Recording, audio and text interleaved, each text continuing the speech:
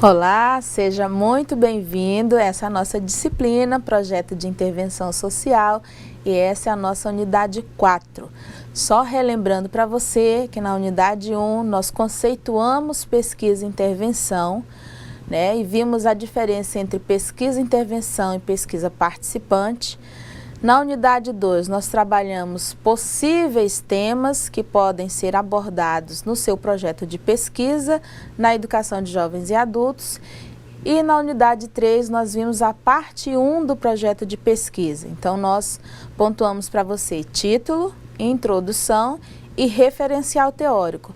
E nessa unidade, que é a nossa 4ª unidade, nós veremos o seguinte tema: Projeto de Pesquisa e Intervenção, parte 2. Na parte 2, nós veremos metodologia, cronograma e referências. Quais são os nossos objetivos? Planejar o projeto de pesquisa e intervenção, organizar o projeto de pesquisa conforme os temas que nós pontuamos lá na unidade 2, só para resgatar, e construir o projeto de intervenção a partir dessa segunda parte. Então, nós retomamos para você, nesse início dessa aula, as unidades que nós trabalhamos. Então, primeiro nós já sabemos conceituar um projeto de intervenção. Nós vimos os temas que nós podemos trabalhar na educação de jovens e adultos, e nós vimos a parte 1 que trata sobre a estrutura do projeto de pesquisa. Lembrando que o que vai diferenciar, o que vai caracterizar o meu projeto de pesquisa como sendo um projeto de pesquisa intervenção é a sua abordagem metodológica, correto? Então nós temos na abordagem metodológica que caracterizar essa ação de intervenção na nossa questão que foi apontada no problema. E agora nós temos uma ilustração, um clipe de como é que a gente pode ver o projeto. O que é esse projeto, então? Como é que a gente vai trabalhar? Vamos acompanhar agora.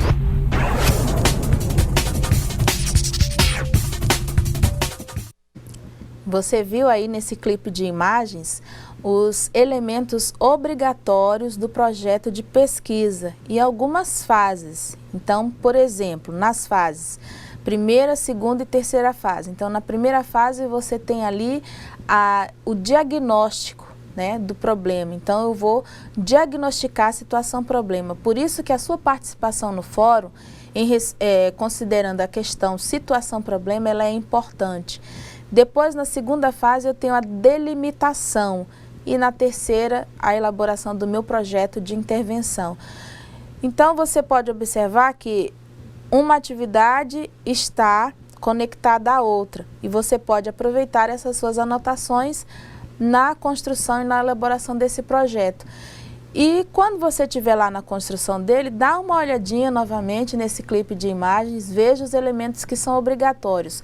A NBR 15287 de 2011, na questão dos recursos, ela não prevê como obrigatório para trabalhos acadêmicos, considerando que você não concorre ao financiamento. Então, esse elemento ele pode ser dispensado.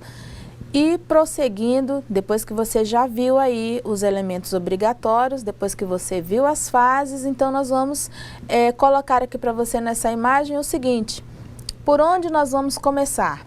Então, nós começamos sempre por um tema, definindo um problema, apontando objetivos, identificando o nosso trabalho por meio de um título, apontando as hipóteses, colocando um sumário, né, o cronograma. Isso daqui ele é opcional, né? Lembrando que a folha de rosto é um elemento obrigatório, certo? Então, você deve sempre considerar o quê? O problema de pesquisa. Então, o que move, né, o seu projeto é uma necessidade. E essa necessidade, ela advém de um problema que está demandando ou que vai ser demandado de um coletivo, né? Por isso que ele é um projeto de intervenção social. E aí nós retomamos para você o nosso núcleo. Então, o que vai gerar o seu projeto é o problema de pesquisa, que vem em função de um tema, onde você faz toda essa contextualização, a delimitação, apresenta a relevância e a viabilidade e as possíveis soluções e se compromete com os objetivos. Mas considerando que para eu poder elaborar esse projeto de pesquisa, eu devo ter em mente um problema de pesquisa. Então, primeiro eu vou diagnosticar ou identificar um problema dentro daquele tema. E depois, então, eu vou partir para essa contextualização, construção de hipóteses, discussão desse meu problema, né? Eu vou problematizar, vou apresentar as implicações desse problema e vou também apresentar a justificativa, né? Por que isso é relevante e os objetivos, né? Quer dizer, para que, onde é que eu preciso chegar, onde essa intervenção deve me levar. Prosseguindo, como nós apontamos na unidade 3, a parte 1 do projeto de pesquisa, e agora então, complementando essa parte 1, nós temos a parte 2 do projeto. Aqui nós vamos acompanhar. Na unidade 3 nós vemos a parte 1, em que tratamos de título, introdução, referencial teórico, isso é muito importante, e nós colocamos para você, então, o título é o que identifica o seu trabalho. A introdução, ela vai apresentar todos esses elementos aqui. E no referencial teórico nós temos, né, o embasamento, a fundamentação da sua pesquisa, né, do seu projeto. Lembrando que a NBR 15287, ela diz que esse projeto de pesquisa, ele pode ser trabalhado em tópicos e subtópicos, e ele pode também ser trabalhado de uma forma mais geral, que é a que nós optamos por apresentar para você nessa disciplina. Então, nós temos, né, na introdução vários subtópicos, só que nós optamos por não subtopicalizar esse item, tá? E só frisando também que no projeto de pesquisa, a introdução ela é uma seção numerada. Então, diferente de artigos, papers e outros TCCs, em que a introdução ela não é numerada. No projeto de pesquisa, por ser um elemento obrigatório, ela torna-se uma seção numerada, certo? Então, na introdução você vai apresentar todo esse contexto de problema, problematização, hipótese, objetivos, justificativa, tema, correto? E depois você vai prosseguir na parte 2. Então, parte 1, título, introdução e referencial teórico. Lembrando que nós temos outros elementos aí.